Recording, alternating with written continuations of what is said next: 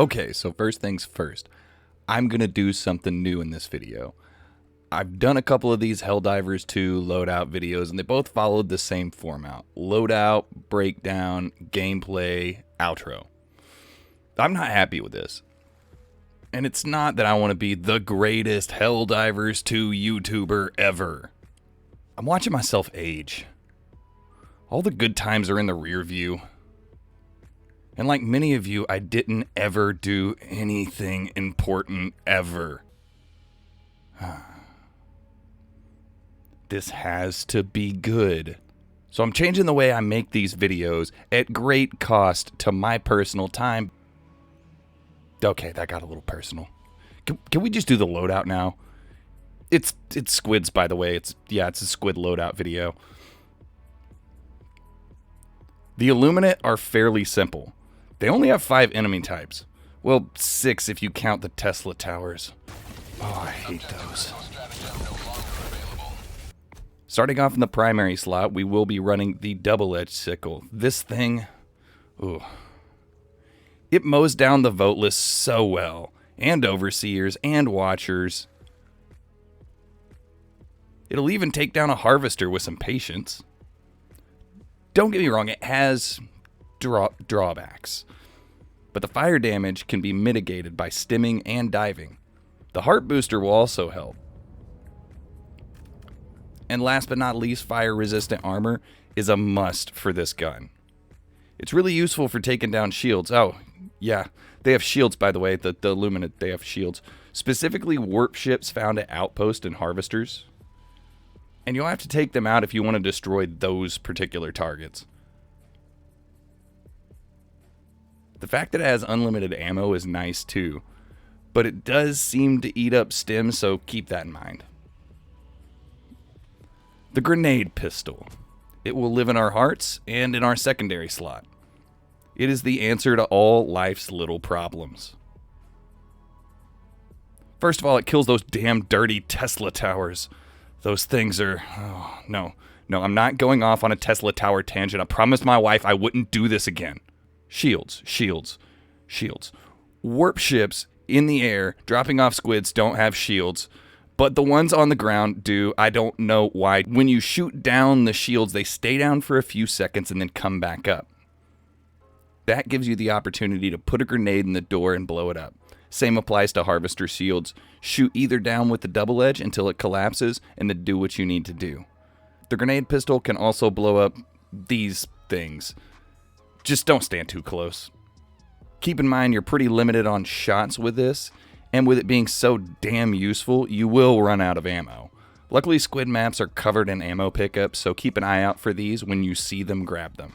With the grenade pistol at our side, we can use our grenade slot for something a bit spicier. The incendiary impact, okay, I'm not saying it's the best Squid grenade. It just feels so good to toss it into a crowd. Seriously.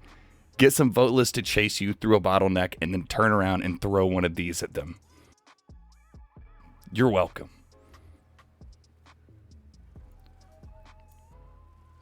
If you're wondering why we haven't talked about harvesters much to this point, fear not. The recoilless rifle has you covered.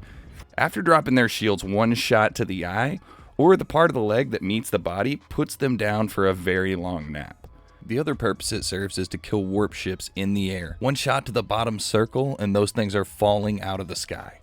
2 of our stratagem slots are going to be taken up by turrets. The Gatling and the machine gun. The machine gun is going to be our first response to pretty much anything.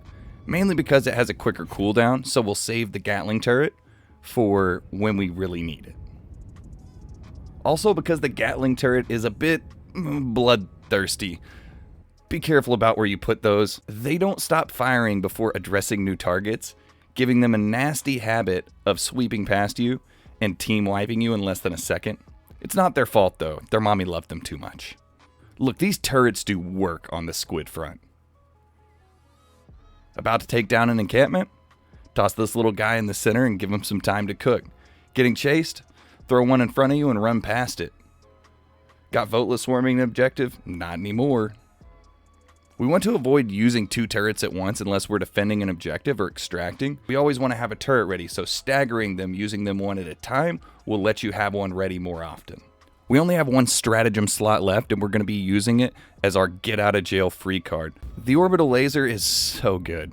Yeah, I know. You only get 3 of them, and the cooldown is, well, it's bad.